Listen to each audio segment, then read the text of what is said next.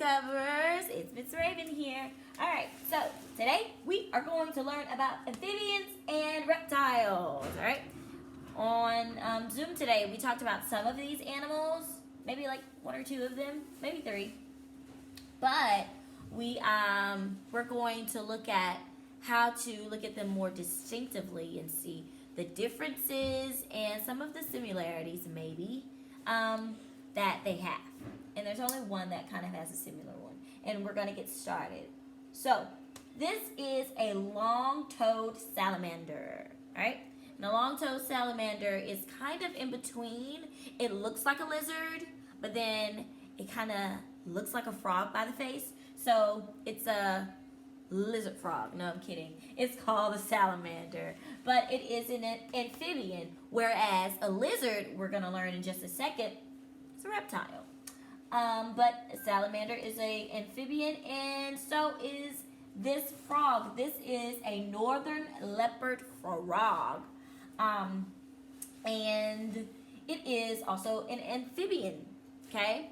And that just usually makes them more distinct so far as the look. And we're going to talk about that later, so I'm not going to get ahead of myself. All right, and next you have the painted turtle. He has like these nice little colors in him. And he is a reptile. So turtles are reptiles, right? And then we have this northern alligator lizard. So they call it an alligator because it kind of looks like an alligator, but it's a lizard. And he is also a reptile. And then we have the common garter snake. Okay?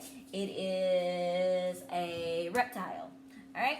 So, you have the salamander, amphibian, frog, amphibian, turtle, reptile, lizard, reptile, snake, reptile.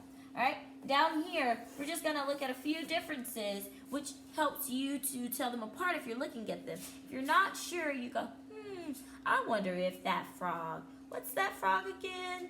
Maybe is it an amphibian or is it a reptile? Here's how you know.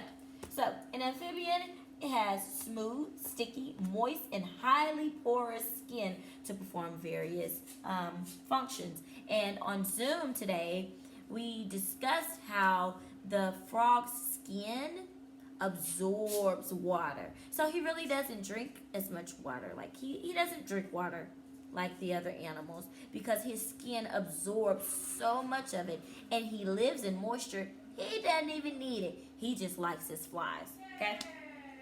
And then we have the reptiles. Now, the reptiles are different, right? So we just said the amphibians have this smooth, sticky, moist, kind of soft skin. It's all smooth. And then we come over here, and then the reptiles have this dry, hard, scaly skin, which guards and protects them in harsh conditions, like possibly the weather, which is why lizards like the summertime, you know, and they love it because they have this thick, dry, hard skin, you know.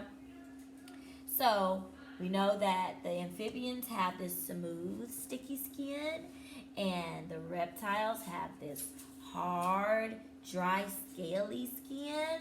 But here's another thing that helps you tell them apart.